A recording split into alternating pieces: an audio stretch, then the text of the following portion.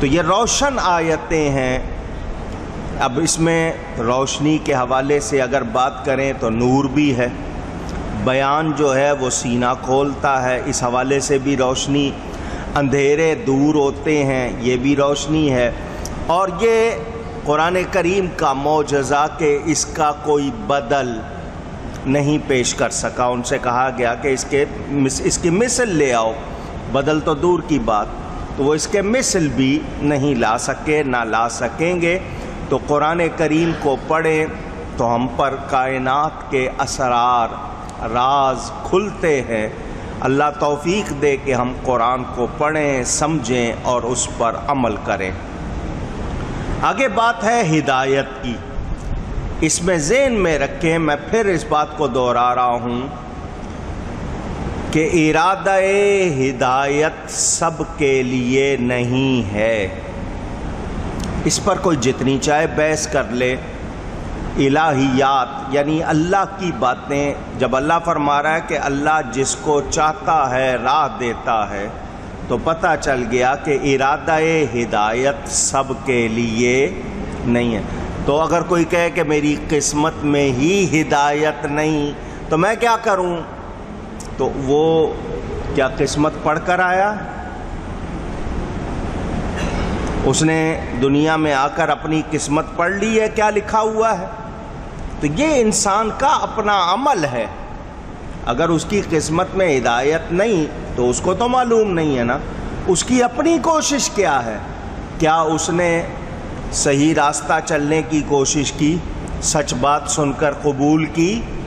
تو جب نہیں قبول کی تب پتہ چلتا ہے کہ اس کی قسمت میں ہدایت نہیں۔ تو انسان اپنے عمل کو نہ بھولے کہ میں نے کیا کیا ہے، کیونکہ اس کی پکڑ، جزا اور سزا اس کے اپنے ارادے، اختیار اور عمل پر ہے۔ تو وہ لوگ جو یہ کہتے ہیں کہ اللہ نے جب ہدایت ہی نہیں دی تو کیا کریں، تو آپ کو معلوم ہے؟ کیا آپ اس سے آگاہ ہیں؟ تو وہ لوگ جو اس طرح کی بات کرتے ہیں انہیں پہلے سوچنا چاہیے۔ اب ایک بات مشیت کی ہے، ایک بات رضا کی ہے، کہ ارادہ ہدایت سب کے لیے نہیں، مگر اللہ چاہتا یہی ہے کہ کوئی کفر نہ کرے۔ یہ اس کی رضا ہے کہ کوئی کفر نہ کرے۔ قرآن میں بیان واضح ہے کہ اللہ اس بات سے راضی نہیں کہ اس کے بندے کفر کریں۔ تو اب رب راضی تو اس بات پر ہے کہ سب ہدایت پر ہوں، مگر مشیت اور ہے، رضا اور ہے۔ یہاں اس حوالے سے بہت احتیاط سے بات کرتے ہوئے صرف اتنا کہوں گا کہ وہ لوگ جو رضا اور مشیت کا فرق نہیں جانتے ہیں، پہلے اس کو سمجھنے کی کوشش کریں۔ اپنی زبان یا قلم کھولنے سے پہلے احتیاط چاہیے۔ اگر آپ پر کوئی چیز واضح نہیں ہوئی تو کسی ایسے سے پوچھیں جو آپ کو سمجھا دے، سمجھ کر بات کریں۔ یہ جو اعتراض کر دیتے ہیں یا اپنی طرف سے بڑی بڑی باتیں کر جاتے ہیں، اپنا ایمان ضائع کر لیتے ہیں۔ جو بات سمجھنی ہے وہ یہ وَلَا يَرْضَىٰ لِعِبَادِهِ الْكُفْرَ، یہ بھی قرآن کا بیان کہ اللہ اس پر راضی نہیں کہ اس کے بندے کفر کریں۔ پسند نہیں ہے اس کو، لیکن کفر ہو رہا ہے، اور آپ کہیں گے مسلمان کم ہیں، انکار کرنے والے، کفر کرنے والے زیادہ ہیں، تو اب کیسے پتہ چلے؟ تو میں نے پہلے بتا دیا، یہ رضا اور ہے، مشیت۔ اب میں آپ کو صرف ایک ہلکی سی مثال سمجھنے کے لیے دیتا ہوں۔ باپ کیا چاہتا ہے کہ اس کے بچے آپس میں لڑیں؟ پوچھ رہا ہوں، سمجھنے کے لیے بات، کوئی تشبیہ نہیں ہے۔ وہ ان کو کوشش کرتا ہے کہ اتفاق محبت کے ساتھ سارے رہیں، لیکن کچھ باتیں ایسی ہوتی ہیں جن کی وجہ سے کوئی نہ کوئی جھگڑا، کوئی نہ کوئی نزاع، کوئی لڑائی، کوئی اونچ نیچ ہو جاتی ہے۔ اس اونچ نیچ پر اگر ہم یہ کہیں کہ دیکھو یہ جو کچھ ہو رہا ہے یہ باپ کروا رہا ہے، تو کیا یہ بات آپ لوگ مان لیں گے؟ آپ کہیں گے وہ پسند نہیں کرتا، لیکن ہو رہی ہے تو اس کی وجوہات ہیں، کچھ نہ کچھ وجہ۔ مثلا کسی ایک کو کچھ زیادہ دے دیا، کبھی کچھ کہہ دیا کسی کو، اس کی وجہ سے بھی آپس میں اس کے ساتھ رویہ یوں ہے، میرے ساتھ یوں ہے، اس پر ہی جھگڑا ہو جاتا ہے۔ تو کیا باپ نے جھگڑا کروانے کے لیے وہ بات کی تھی؟ نہیں۔ جھگڑا کیوں ہو گیا؟ یہ اس کے عوامل، اس کی وجوہات، اس کا سلسلہ، اس کو اب آپ کڑی ملاتے جائیں، یوں ہوا یوں ہوا۔ اللہ تعالیٰ کے 99 نام لوگوں کو عام طور پر یاد ہے، نام اس کے بہت زیادہ ہے لیکن 99 خاص طور پر بتائے جاتے ہیں۔ اب بتائیے ان ناموں میں کیا قہار اللہ کا نام نہیں ہے؟ تو کہیں کوئی شخص اس صفت کا مظہر بنا ہوا ہے۔ ایک بادشاہ آئے گا وہ بڑا نرم ہوگا، دوسرا بادشاہ آئے گا بڑا سخت ہوگا، تو یہ ان صفات کا اظہار ہے، لیکن اللہ کو کفر پسند نہیں، ظلم پسند نہیں۔ ہو رہا ہے تو وہ اظہار ہے، یہ کائنات کا ایک سلسلہ ہے، ہم اس کو سمجھیں، اللہ پر اعتراض ہو سکتا نہیں۔ تو یہ انسان میں غصہ بھی رکھا گیا ہے، پیار بھی رکھا گیا ہے، لیکن کسی پر غصہ غالب ہے، کسی پر رحم غالب ہے، تو یہ انسان کی طبیعت، اس میں کیا ظاہر ہو رہا ہے، تو یہ وہ اللہ پر اس کو لگا سکتا نہیں، کیونکہ انسان کو جتنا ارادہ اور اختیار دیا گیا ہے اسی کے استعمال پر بات ہوتی ہے۔ تو وہ لوگ جو یہ کہتے ہیں کہ ہدایت دی ہی نہیں تو ہمارا کیا قصور، یا جن کو ہدایت پہنچی ہی نہیں، تو میں اس حوالے سے کئی مرتبہ بتا چکا ہوں، خاص طور پر وہ لوگ ہمارے نوجوان کالج یونیورسٹی میں پڑھنے والے بہت بحث کرتے ہیں کہ جی دیکھیں یہ جو کافر ہیں ان کو ہدایت پہنچی ہوتی تو پھر بات تھی نا، ان کو تو ہدایت پہنچی نہیں۔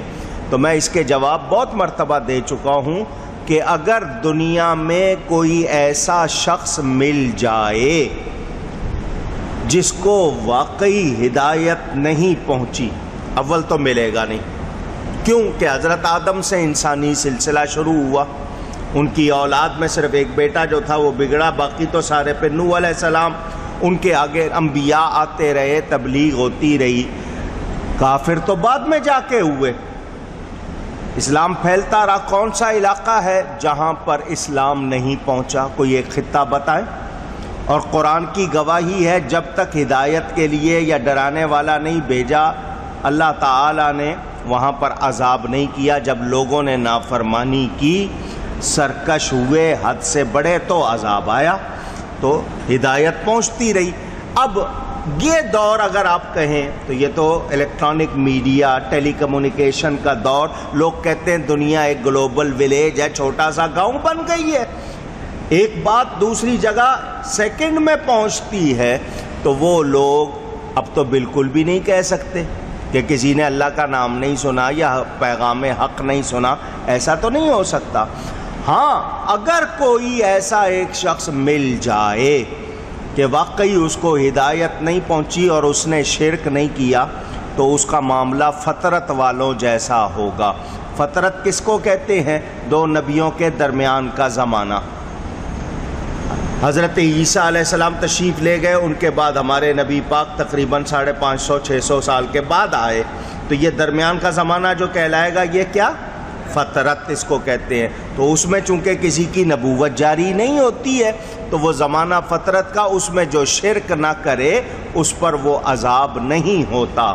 تو وہ ایسا کوئی ملے تب اس کا حکم فطرت والوں جیسا ہوگا، مگر ایسا ملے گا نہیں، سب کو معلوم۔ اور پورے کافر دنیا بھر میں لگے اسلام کے خلاف ہیں، اگر جانتے نہیں ہیں تو لگے کیوں ہوئے؟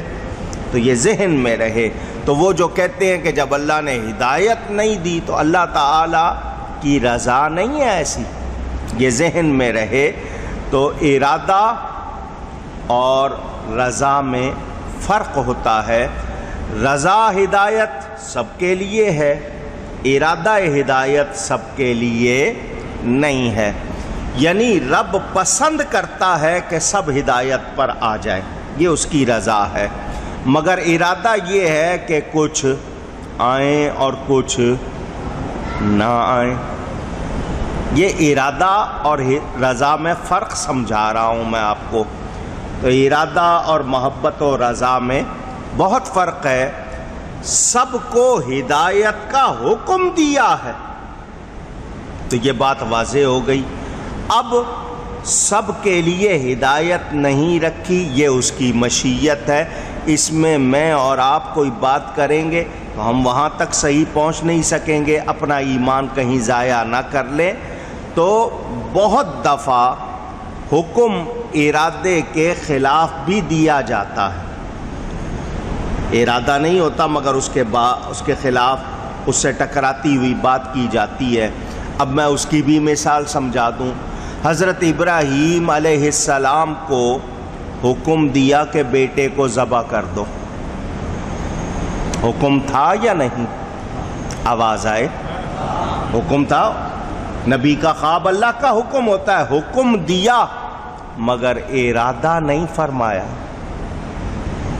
ارادہ، اگر ارادہ ہوتا تو پھر وہ ذبح ہوتے۔ حکم دیا تو یہ ارادے کے خلاف۔ اس کو ذرا سمجھنا آسان نہیں ہے۔ اب وہ لوگ جو فرق نہیں سمجھتے، کیونکہ جتنا آپ اس میں علمی لحاظ سے اگر آپ کے اندر واقعی ایمان کا نور ہوگا اور پھر عقل اور علم کو قرآن و سنت کی روشنی میں آپ سمجھیں گے تو بات سمجھ میں آتی ہے۔ عام آدمی فوراً کہہ دیتا ہے دیکھو جی کیسے ہو سکتا ہے، تو اس کی عقل میں کمی ہے، وہ رب تعالیٰ پر اعتراض کر کے اپنے آپ کو خراب نہ کرے۔ میں یہی کہوں گا کہ تم سمجھنے کی کوشش کرو، آج نہیں سمجھے کل سمجھو گے، سمجھنے کی کوشش کرو۔ سمجھتے نہیں ہیں، اعتراض کر دیتے ہیں۔ تو فرق سمجھنا ہے، رضا اور ہے، مشیت اور ہے، اس کو ذہن میں رکھنا۔ اب اللہ تعالیٰ کی باتیں اگر ہماری سمجھ میں ساری آ جائیں تو پھر ہم کیا ہو جائیں؟ ہم ہیں بندے، ہم کیا ہیں؟ اونچی۔ تو ہمیں کیا کرنا چاہیے؟ سر جھکانا چاہیے یا وہاں بحث کرنی چاہیے؟ تو جو بندے ہیں ان کو وہ جرأت نہیں کرنی چاہیے۔ اللہ نے نبیوں کے ذریعے ہمارے لیے ہدایت کا انتظام کر دیا۔ مجھے اگر ہدایت ملی ہے تو میں شکر کروں، اعتراض اس کو کیوں نہیں ملی، اس کو کیوں نہیں ملی، تو یہ میرا کام نہیں۔ حکم سب کے لیے ہے، حکم اونچی جگہ جگہ، اور اس کا انتظام ہے۔ حکم ہے تو انتظام ہے۔ قرآن بھی آیا، نبی بھی آئے، اور نبی پاک صلی اللہ علیہ وسلم کے پردہ فرمانے کے بعد قرآن کی تبلیغ کا سلسلہ جاری، ارشادات نبوی جن کو ہم احادیث کہتے ہیں ان کا سلسلہ جاری۔ تو انتظام بھی ہے کہ لوگوں کو راہ ہدایت دکھائی جائے، اچھا اور برا بتایا جائے، تو وہ سلسلہ جاری ہے یا نہیں؟ اسی کو آپ تبلیغ کہتے ہیں نا۔ تبلیغ کے معنی بات پہنچانا، کہ دین کی بات پہنچانا، تو یہ سلسلہ جاری ہے۔ کوئی یہ نہیں کہہ سکتا کہ مجھے بتایا نہیں کسی نے۔ ہاں کسی نے مانا نہیں ہے تو وہ ذمہ دار ہے اس کا، وہ اس کا جواب خود دے گا کہ اس نے کیوں نہیں مانا، سزا بھگتنی ہے جو وہ کرے گا۔ ہمیں کیا پتا چلا کہ حکم سب کے لیے۔ اب ارادہ کس کے لیے ہے کس کے لیے نہیں، مجھے اس بحث میں پڑھنا، میں کو اللہ کے کاموں میں دخل دوں گا، جا کے اس سے پوچھوں گا تو نے اس کے لیے ارادہ کیوں نہیں کیا، اس کے لیے ارادہ کیوں کیا، یہ ہم پوچھ سکتے نہیں۔ اور دوسری بات یہ کہ میں اپنے عمل کا جتنی مجھے سمجھ ملی ہے، جتنا میرے پاس علم ہے، میں اس کا جواب دے ہوں۔ تو میرے پاس جتنی بات آئی ہے کیا میں نے اس کو قبول کیا جو حق بات آئی ہے؟ اگر نہیں مانا تو میں نے اس کا جواب دینا ہے۔ میں نے وہاں لوح محفوظ پر لکھا ہوا پہلے پڑھا نہیں. میں اچھا کر رہا ہوں برا کر رہا ہوں اپنے ارادے اختیار سے کر رہا ہوں، جبکہ میرے سامنے ہدایت موجود ہے، مجھے بتایا جا رہا ہے یہ صحیح ہے یہ غلط ہے، یوں کرو گے فائدہ ہوگا یوں کرو گے نقصان ہوگا. تو یہ ساری بات جب سمجھائی جا رہی ہے تو میرے پاس اعتراض کی گنجائش نہیں ہے. وہ لوگ جو اس پر بحث کرتے ہیں میں نے ان کا آپ کو صرف جواب دیا ہے کہ آپ کے ذہن میں اتنا رہے کہ یہ بات ہمیں یاد رکھنی ہے کہ ہم اس کے جواب دہ ہیں جس کے ہم مکلف ہیں. ہمیں علم ملا ہے، ہم نہیں سیکھنا چاہ رہے، ہم نے پڑھا ہے عمل نہیں کرنا چاہ رہے، ہمیں معلوم ہے ہم اس کے خلاف کر رہے ہیں تو ہم جواب دہ ہیں، ہم اعتراض نہیں کر سکتے. اب ایک شخص کو پتہ ہے شراب پینا بری چیز ہے، جھوٹ بولنا بری چیز ہے، قتل کرنا بری چیز ہے، چوری کرنا ڈاکہ ڈالنا بری چیز ہے، مگر اس کے باوجود وہ ڈال رہا ہے اور پھر کہہ رہا ہے جی اللہ نے میری قسمت میں ہدایت رکھی ہی نہیں ہے، تو کیا آپ مان لیں گے؟ پوچھ رہا ہوں آپ سے. اسی طرح وہ لوگ کہتے ہیں جو کرتا ہے اللہ کرتا ہے، فاعل حقیقی اللہ تعالی ہے، جو کرتا ہے اللہ کرتا ہے. میرے لیے لکھا ہی ایسا ہوا تھا اسی لیے میں نے کیا. تو ایسے شخص سے پوچھا جائے گا تو نے پڑھا تھا پہلے کہ تیرے لیے ایسا لکھا ہوا ہے؟ تجھے معلوم تھا؟ نہیں، تو نے کیا ہے اپنے ارادے سے، تو نے کیا ہے اپنے ارادے سے، اپنے اختیار سے، تو اس کا جواب دہ ہے. اب مولانا روم رحمۃ اللہ علیہ فرماتے ہیں ایک شخص چوری کرے اور چوری کر کے یہ کہے کہ میں نے چوری اللہ کے حکم سے کی ہے، تو تم اس کا ہاتھ کاٹو. چوری پر اس کا ہاتھ کاٹو. تو وہ کہے کہ میں نے اللہ کے حکم سے چوری کی ہے، تو جواب دو کہ ہاتھ بھی اللہ کے حکم سے کاٹا ہے. تو نے جس رب کے حکم سے چوری کی ہے اسی رب کا حکم ہے چوری کرنے والے کا، تو مسئلہ اس کی سمجھ میں آ جائے گا. تو وہ جو اللہ پر اعتراض کرتے ہیں انہیں ذہن میں رکھنا چاہیے. یہ میں نے مختصراً اتنی بات آپ کو بتائی.